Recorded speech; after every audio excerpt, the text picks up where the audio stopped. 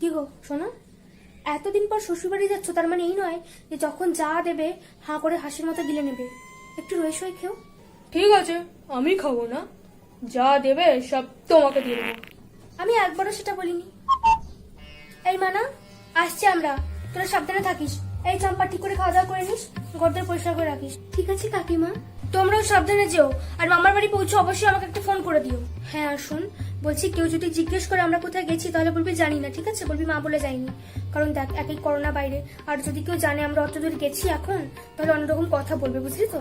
কেউ জিজ্ঞেস করলে বলবি জানি না, ঠিক আছে? চল, ঠিক আছে ঠিক আছে, সাবধানে যেও, টাটা। এই আলু, তাহলে দুপুরে আমরা কি খাবো? রান্না করবি? রান্না? হাট, রান্না কি করে? আজকে তো বিরিয়ানি অর্ডার করব। মা তো টাকা দিয়েই গেছে। Wow, biryani! I'm a die-hard biryani lover. Biryani খাবো। ভাই আজ অনেক খাওয়া হয়ে গেছে মনে হচ্ছে, পুরো পেটে সেটে গেছে। দেখ, একটু উঠলেই মনে হচ্ছে বমি হয়ে সব বেরিয়ে যাবে। বিরিয়ানি হলে না সামলাতে পারি না আমি, কত খেয়ে ফেলেছি। এত খেলাম তাও কত বেঁচে গেছে। দোকানে প্রচুর বেশি বেশি দেয়, ওটাই রাত্রে কিনে নেবো, বুঝলি তো? কি রে, তোরা সব একা একা ঘরের মধ্যে কি করছিস? দাদা বৌদিকেও তো দেখতে পাচ্ছি না, তো কোথায় ওরা? হ্যাঁ, আবার এসে গেছে পিছুটি।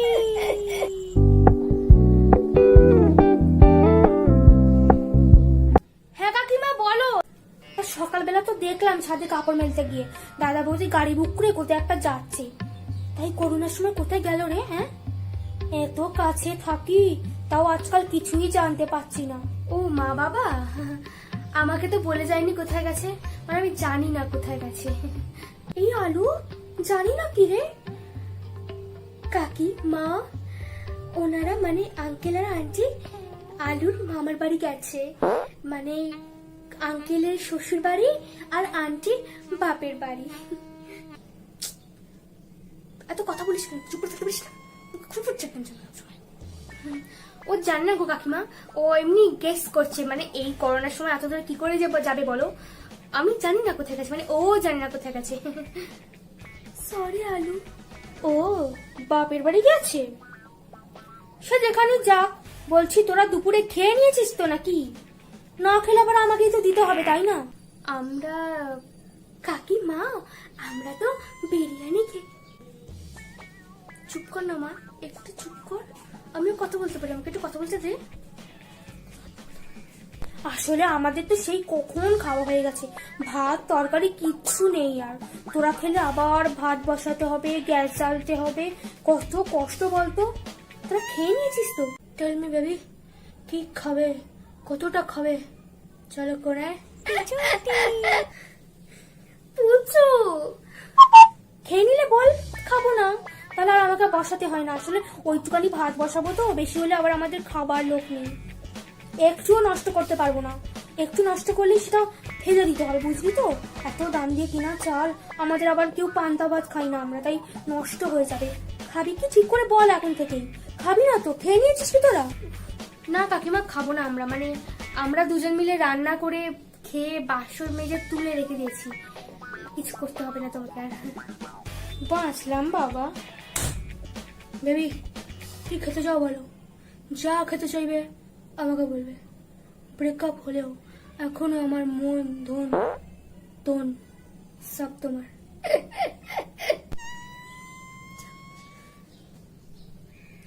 এই পিছুটি, তোর মা তো চলে গেল, যা না, দুপুরবেলা খেতে ঘুমাতে পারিস না একটু? যা না, ঘুমা না গিয়ে।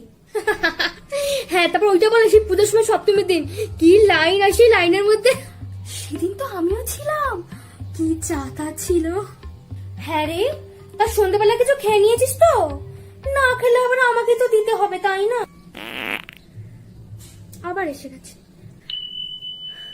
তোরা খেলে আবার আমার ছেলে পিছুটিকে দোকানে পাঠাতে হবে।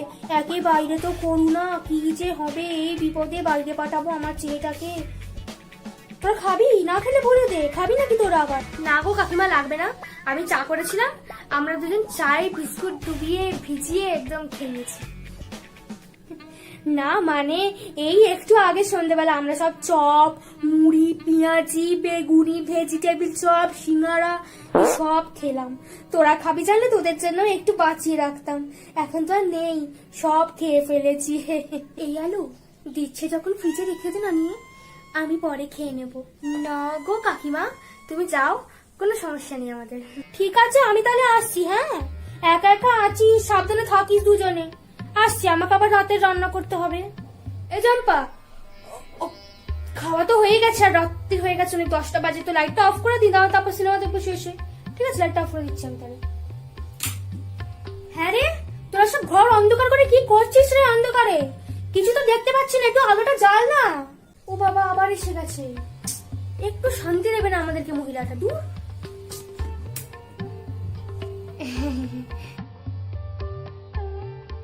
তা বলছি, তোরা রাতে খেয়ে নিয়েছিস তো?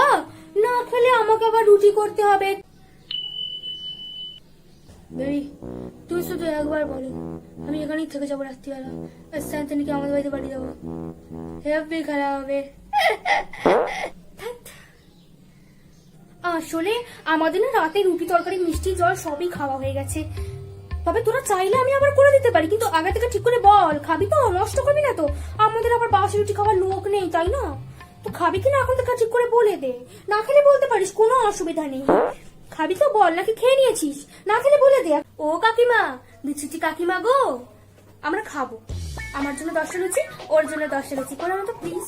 20টা লুচি মাত্র, আর মাত্র এক বাটি আলু ভাজা খাবো। আমরা তো রাতে কিছু খাইনি বলো, তারপর বাবা মাও নেই, কি অসহায় আমরা।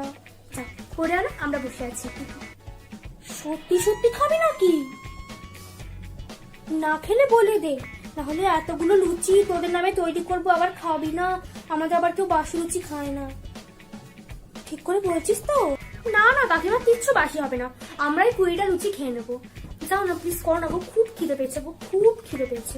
মাত্র 20টা লুচি, আর এক বাটি, মাত্র এক বাটি আলু ভাজা করে দাও। এক ভাবলাম এক হলো। তোর মার যাতে লুচি করো, আলু ভাজা করো, খাবার হাত দেখো না। লুচি খাবি, আলু ভাজা খাবি? বেবি, বলছি মা যতক্ষণ রান্না করছে একটু শুই না এখানে।